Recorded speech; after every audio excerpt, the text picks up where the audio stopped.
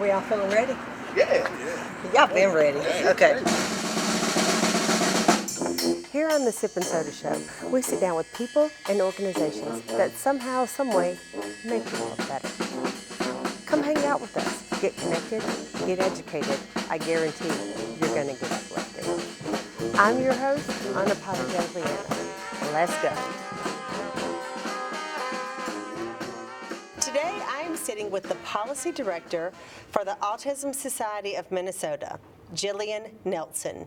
Hi, Jillian. Hi, Anna. It's great to be with you today. It's great to be with you, and as you know, I brought my dumpster fire.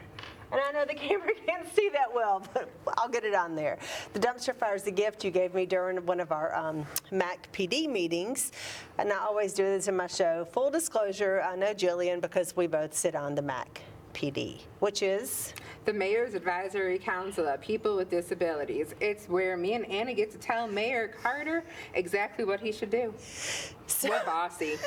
I think you're more bossy. Absolutely. I think it's hysterical, like you're kind of the bossy one and I'm the, which is funny because I'm really direct and I'm kind of a mean person, to be honest. But in those meetings, you're very, no, this is what we need to do. And I'm like, but how can we do that to where it doesn't bother you? And I'm working on becoming more aggressive like you. Well, I have big dreams for the city of St. Paul. My goal is through our committee to make sure that the city of St. Paul becomes the most accessible city in the country.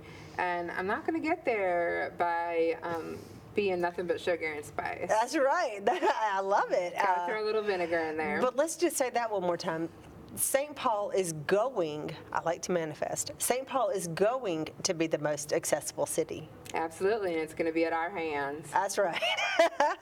We actually have sitting with us next up on the show a gentleman who also used to sit on the Mayor's Advisory Committee, so very interesting.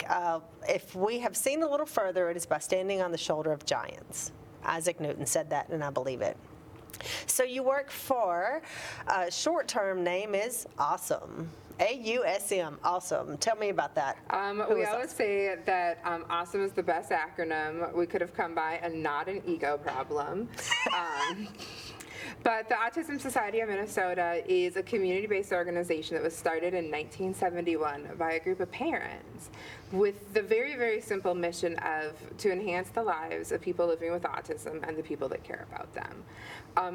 That is still our mission over 50 years later, but it looks a lot different these days. We have 80% of our staff are people with disabilities. 6 out of 7 members of our leadership team identify as neurodivergent. And the work we do and how we do the work has definitely shifted over the time, where we're not necessarily just serving families of small children, but we're really helping the entire community from first diagnosis, whether that diagnosis is at age 2 or age 70, all the way through the rest of that lifespan, and making sure that Minnesota is a great place for people with autism to not just survive, but also really thrive, and to create a more equitable society by building spaces in communities, working with partnerships like with hospitals and schools and companies to just create inclusion in all different places that autistic people might need to exist, which is everywhere. Everywhere. I love that you said it looks different now and that 80% of the workforce with the Autism Society of Minnesota identifies or is in the disabled community? Yep.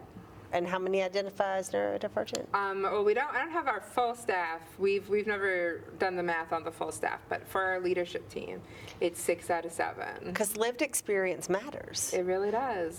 And the people who are affected by the problems the society has are the ones who have the best voices. So that's like a society that's listening to the people that need to be heard and bettering their lives. And we're the ones that know how to support each other. Like an autistic parent raising an autistic child knows how to help a parent coming into a first diagnosis a lot more than someone who's only studied it. And an autistic adult knows the tools that our community is going to need to figure out how to live independently a lot better than someone that's only never watched it happen. Yes. So we've really had the amazing growth in the last 10 years that I've been there of really shifting to listening to autistic voices and how we do each and every single thing that we do. There's not a single event, a single presentation, a single campaign that does not have the fingerprints of autistic people on it. That's how it should be, and I love that.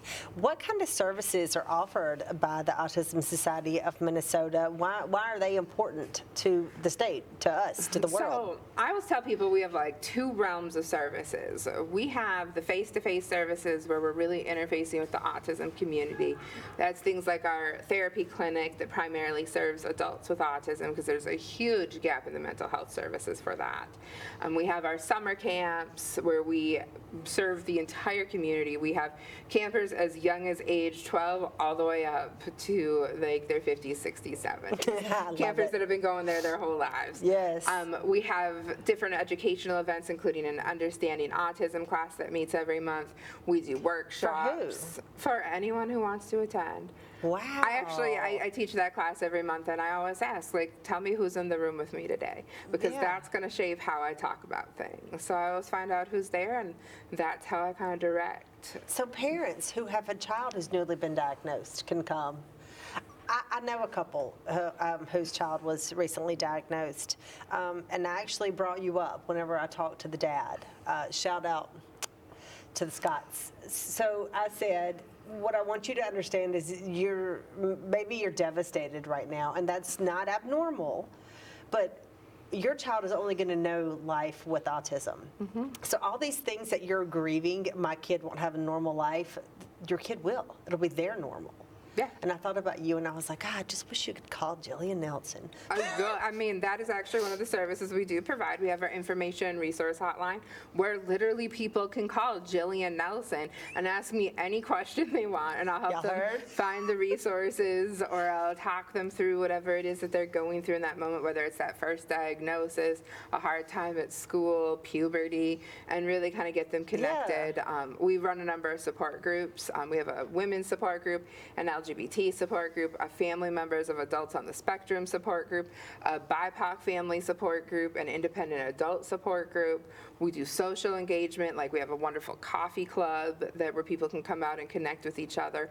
We do conferences, summits, and then that's all the things we do where we really interface with the community. But then on the other side, we do a lot more. Like, we are at the Capitol year-round talking with legislators, making sure that every law that passes in Minnesota, anything that happens with disability services, that someone is raising the neurodivergent lens to make sure that those things consider the very, very unique nuances of living with autism. Yes. We're sitting on countless councils and boards like MACPD and many, many others. We are out training schools, churches, Boy Scout churches, hospitals. We've been a part of developing almost every sensory-friendly space in sports arenas throughout the state. Pride. So, Pride, we do.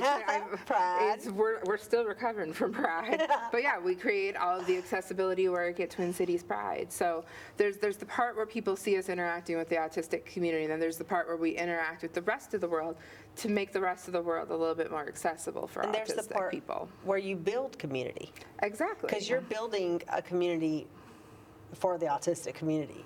I mean, these classes, the camps, all of that, you're giving people a safe space to just be themselves. Yeah, and we're giving people a place to find the people that are just like them so that they can build their own community.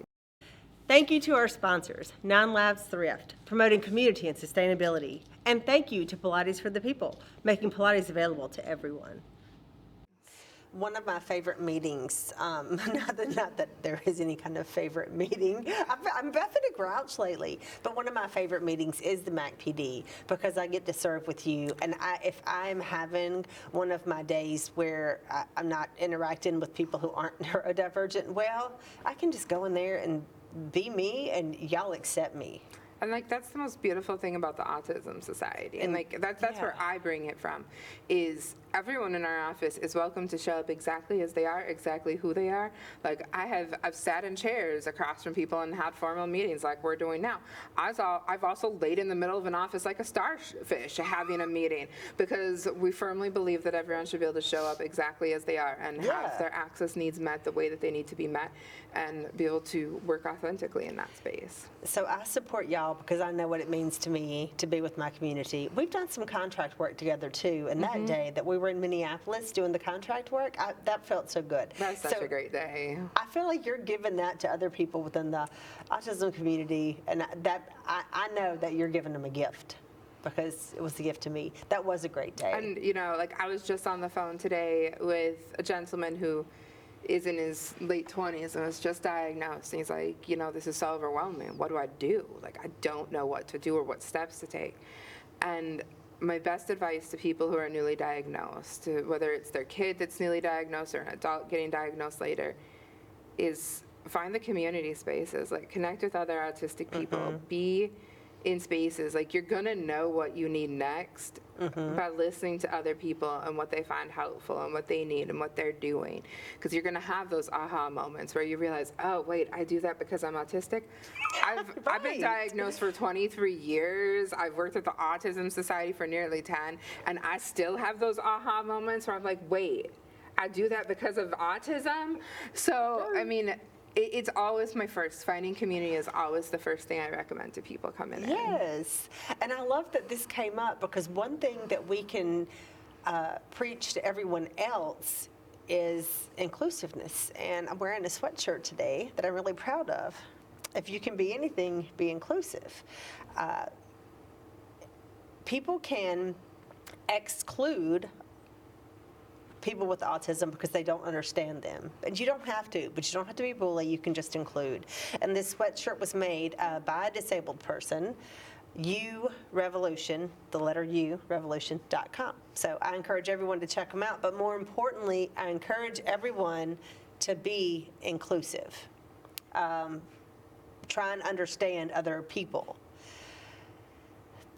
Jillian says often, the ADA is just the bare minimum, and it is. It is. The ADA is the bare minimum. We are both thankful for the ADA and for those who fought for the ADA, the Americans with Disabilities Act.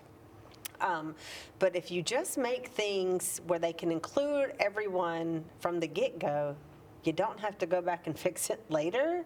Exactly. And I mean, no one has ever woken up, walked into an inclusive, universally designed space and been like, man, my day was ruined because this space is so accessible. Did the grocery store just open on its own? My day's ruined. Yeah, I can't do my job. This place is too accessible. Nobody has literally ever said that. Yeah. So like, and I always tell people that when we talk about inclusivity and autism, it really just begins with curiosity.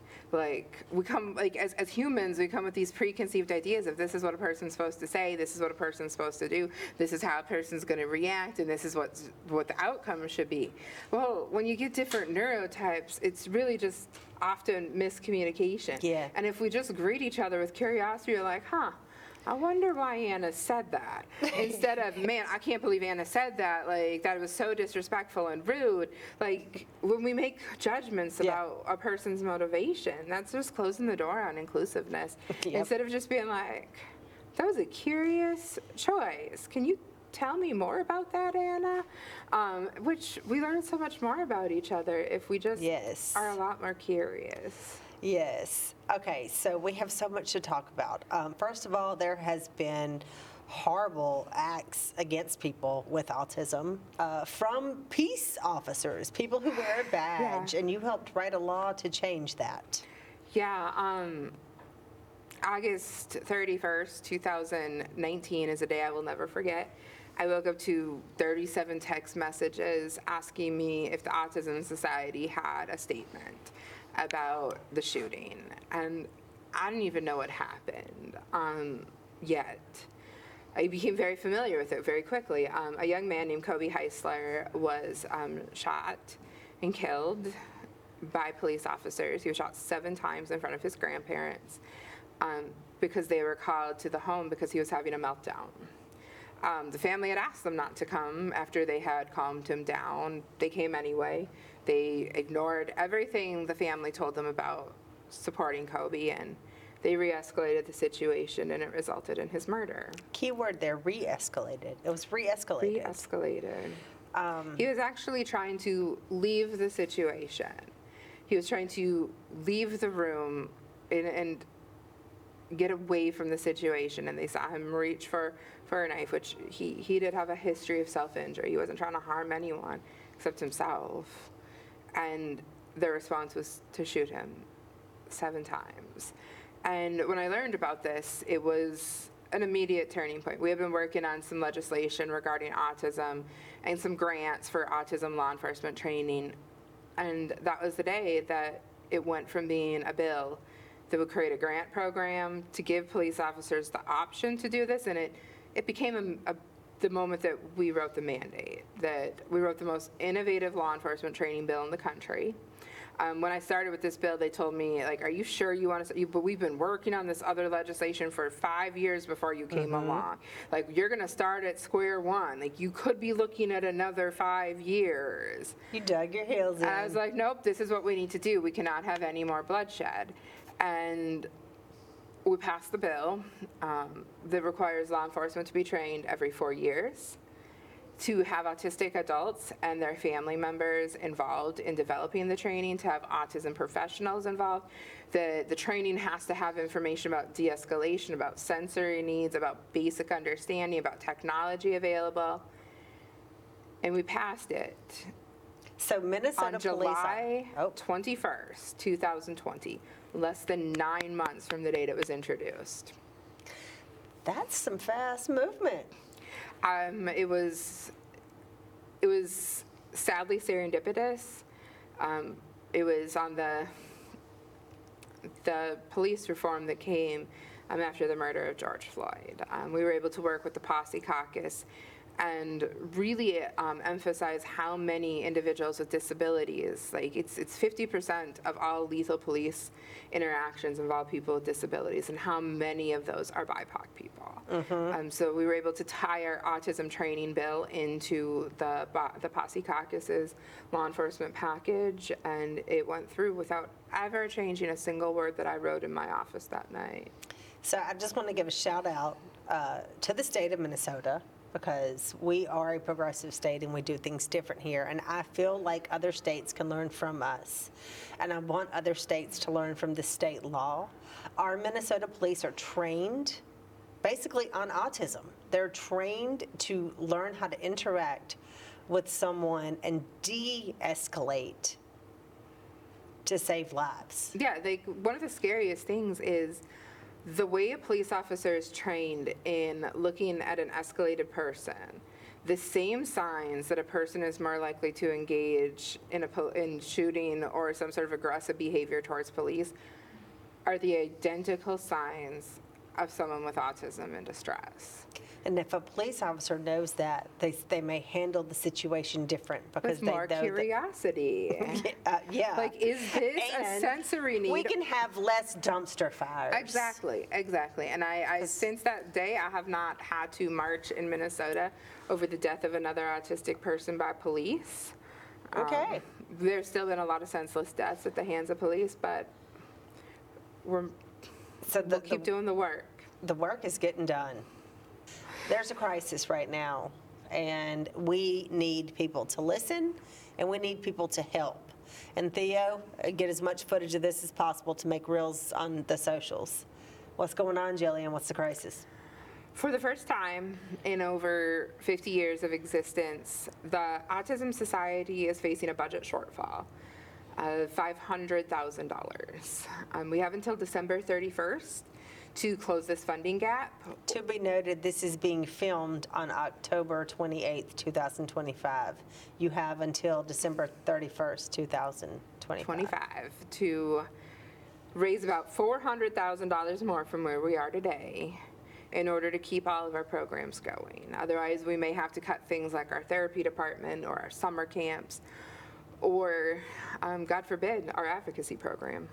We have a higher than ever need for the services that the Autism Society provides with less funding than ever. Yes, but what's going on in the world today, the services are more highly needed and now might go away. So how can people help?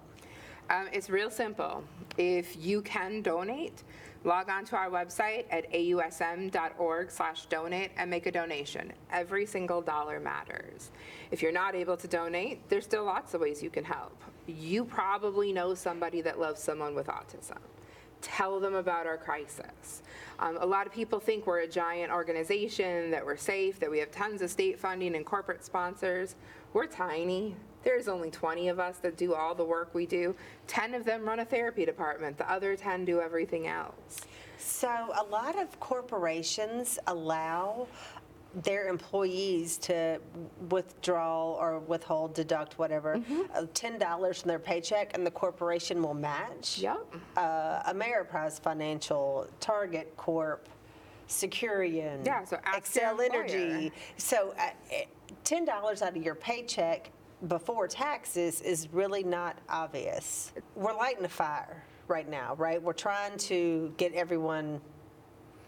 This, out of 50 years of service, this is absolutely the worst possible time for the Autism Society to shift any programming. We are in for the fight of our lives for the next several years to make sure that our community continues to be safe and supported and healthy. And we need the support from our community now more than ever, and not just our community as in the autism community, but our community as in Minnesota. That's right. That's right. Jillian, I respect and appreciate all the work that you have done for your community, for the community of St. Paul, for the community of the Ramsey County, for the community of the state, for the autistic community, for the disabled community. I could go on and on. I appreciate you. I know you work relentlessly. I know you're passionate. You are a productive, good bully. I'm a taxpayer. And she's a taxpayer. So let's keep trying to do whatever we can to get these donations rolling in. I appreciate you coming on the show today. I appreciate you taking the time to tell our story. Yes. Is there anything else you want the people to know? I just want people to know that, autism isn't going away. And that's why we need to make sure AuSM isn't going away. What if people quit eating eggs and taking Tylenol? We'll still be here. We've been here since the beginning of time, and we will continue to be here. That's right. That's right. Thank y'all so much for watching. Go to ausm.org.